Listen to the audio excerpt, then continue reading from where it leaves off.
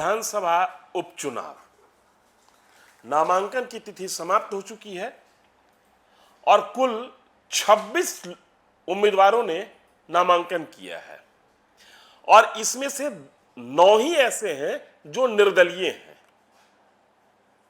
मतलब 1 दर्जन से अधिक के उम्मीदवार किसी न किसी पार्टी, किसी न किसी सिंबल के नीचे, रजिस्टर्ड सिंबल के नीचे है। मुख्य मुकाबला बीजेपी, आरजेडी और जनसुराज के उम्मीदवारों के बीच है। यह सीट बीजेपी के राष्ट्रीय अध्यक्ष नितिन नवीन द्वारा रिजाइन करने के बाद और उनके राज्यसभा जाने के बाद खाली हुआ है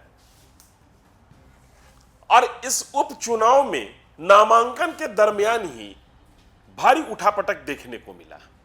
बीजेपी नेता ने जिस उम्मीदवार बनाया, जिसने नॉमिनेशन तक कर दिया, बाद में उसने अपना नामांकन वापस ले लिया, अपना नाम वापस ले लिया। दूसरी ओर आरजेडी ने अपने पहले के ही प्रत्याशी को रिपीट किया है जो 2025 के विधानसभा चुनाव के समय बांकीपुर से उम्मीदवार थी। तीसरी ओर एक व्यक्ति, एक नेता, एक चेहरा के आने के बाद यह विधानसभा उपचुनाव राष्ट्रीय स्तर पर रोचक हो गया। नाम प्रशांत किशोर, पार्टी जनसुराज।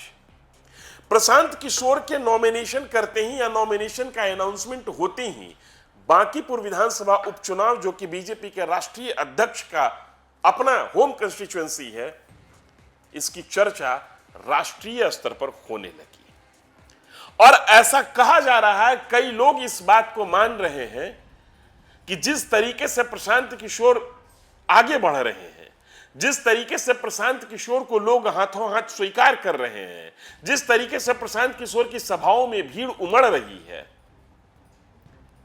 बीजेपी का यह अभेद्य किला इस बार ढह सकता है।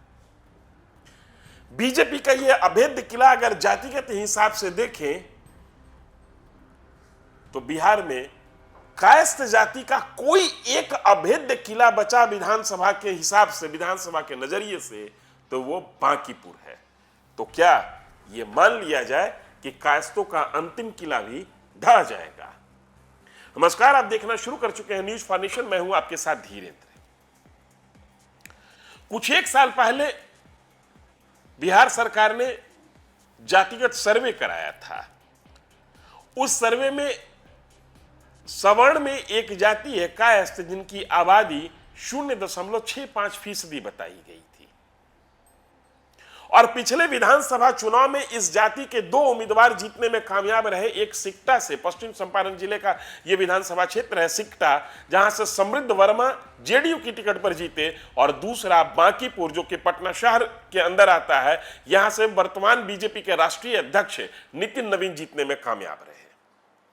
और अगर जातिगत हिसाब से अगर किलेबंदी की बात की जाए तो सिकटा को कायस्थों का गढ़ नहीं कहा जा सकता है, क्योंकि सिकटा के चुनाव के लिए समीकरण कुछ और होते हैं। वहां पर कायस्थों की आबादी मुश्किल से 5 से 7 हजार के आसपास बताई जा रही है। लेकिन बांकीपुर विधानसभा को कायस्थ जाति का गढ़ कहा जाता है। इसके पहले तक कुम्हरार विधानसभा को भी कायस्थ जाति का गढ़ गिना जाता था, माना जाता था। लेकिन 2025 के बिहार विधानसभा चुनाव में बीजेपी ने अपने ही वर्तमान सिटिंग एमएलए अरुण सिन्हा का टिकट काट के वैश्य जाति के उम्मीदवार को टिकट दिया और जो चुनाव जीतने में कामयाब रहे। लिहाजा कायस्थ जाति के लिए अगर जो बिहार विधानसभा में कोई एक कंस्टिट्यूएंसी गढ़ किला माना जाए तो वो सिर्फ और सिर्फ बांकीपुर है। तो क्या यह मान लिया जाए कि जिस जाति ने इस देश को पहला राष्ट्रपति दिया, तो क्या यह मान लिया जाए कि जिस जाति ने संविधान सभा को अध्यक्ष दिया, और क्या यह मान लिया जाए कि जिस जाति के नेता ने बिहार में 2 बार मुख्यमंत्री पद की कुर्सी को सुशोभित किया, उस जाति की उपस्थिति अगर प्रशांत किशोर चुनाव जीतते हैं तो बिहार विधानसभा में एक पर आकर सिमट जाएगी। और किलेबंदी के लिहाज से अगर कहा जाए तो उस जाति का कोई भी किला नहीं बचेगा। हम बार बार इस बात की चर्चा इसलिए कर रहे हैं कि जाति की छाती पर ही नाचती है बिहार की राजनीति, चाहे वो शहरी विधानसभा क्षेत्र हो या ग्रामीण विधानसभा क्षेत्र हो। बीजेपी ने इस बार दो कैंडिडेट दिए, एक का नामांकन वापस हुआ, एक का नाम वापस लिया गया, और दूसरा अभी वर्तमान में जिनका नाम जो 13 जुलाई को नॉमिनेशन किए हैं, नीरज कुमार, दोनों कायस्थ जाति से ही। जो नाम वापस लिए वो भी कायस्थ जाति के थे, अभिषेक कुमार बंटी, और नीरज कुमार सिन्हा जिन्होंने नामांकन किया ये भी कायस्थ जाति से। बीजेपी ये 0.65% को एक तरीके से मैदान में उतारकर ये मैसेज देने की कोशिश कर रही है कि जो न्यूनतम जनसंख्या के आधार पर भी जो सक्रिय है उसको स्वीकार किया जाएगा। लेकिन प्रशांत किशोर पांडे हैं, जो कि ब्राह्मण समाज से आते हैं, जिस तरीके से आगे बढ़ रहे हैं चुनाव प्रचार में, और इस विधानसभा के अंदर जैसा समर्थन उनको मिलता हुआ दिख रहा है, यह बीजेपी के पेशानी पर बल डालने वाली बात है।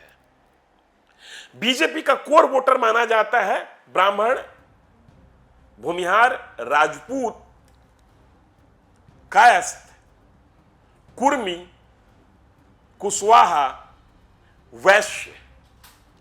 अब इस जातिगत गणित के हिसाब से अगर हम समझें तो बांकीपुर विधानसभा क्षेत्र में ब्राह्मणों की आबादी 25 से 30 हजार, 7% के आसपास बताई जा रही है, और प्रशांत किशोर अपनी इस समाज का वोट लगभग खींचने में कामयाब दिख रहे हैं। इसका मतलब कि बीजेपी का एक कोर वोटर ग्रुप बीजेपी से निकल रहा है।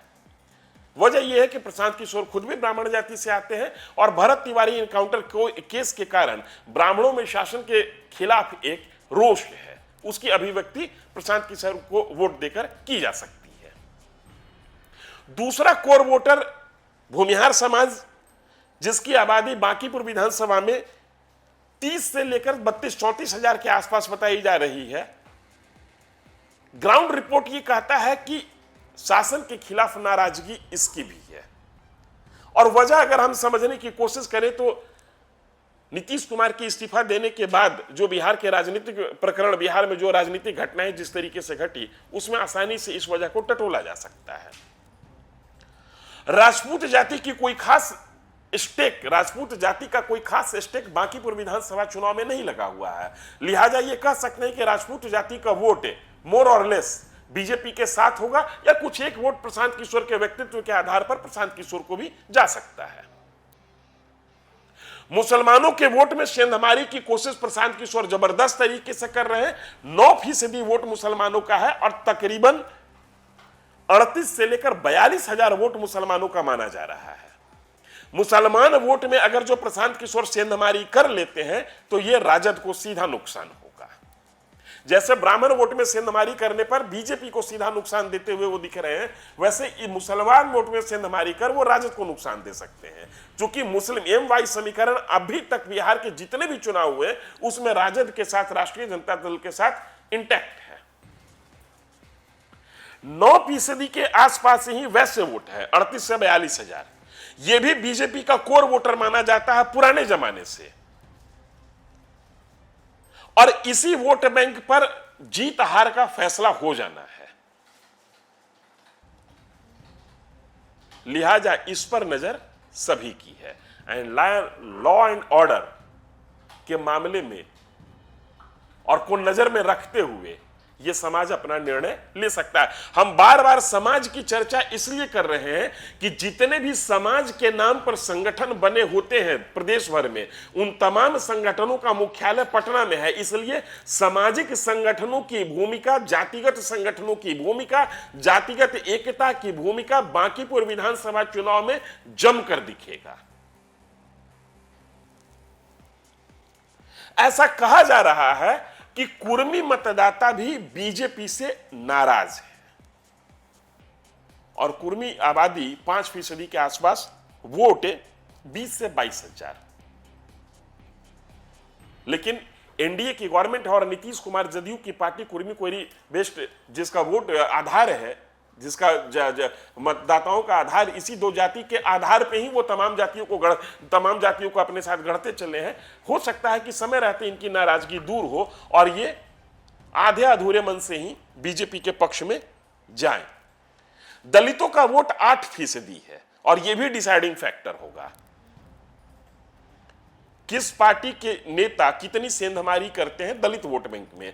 8% का मतलब है 34 से 37 हजार के आसपास में।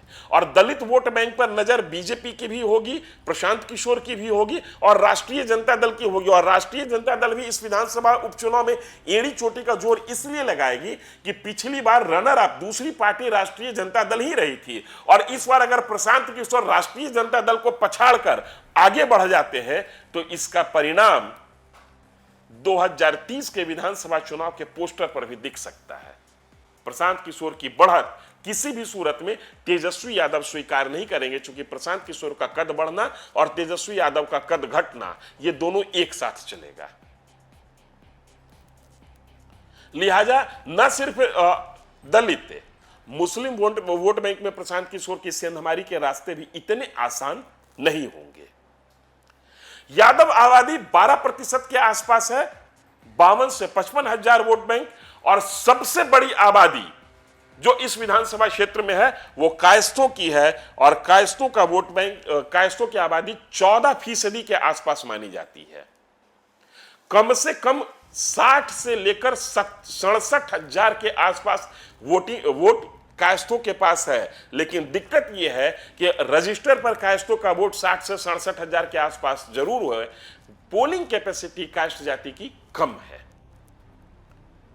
लिहाजा कायस्थ जाति को अपना अंतिम किला बचाने के लिए, अपना अंतिम गढ़ बचाने के लिए इस बार एड़ी चोटी का जोर लगाना होगा।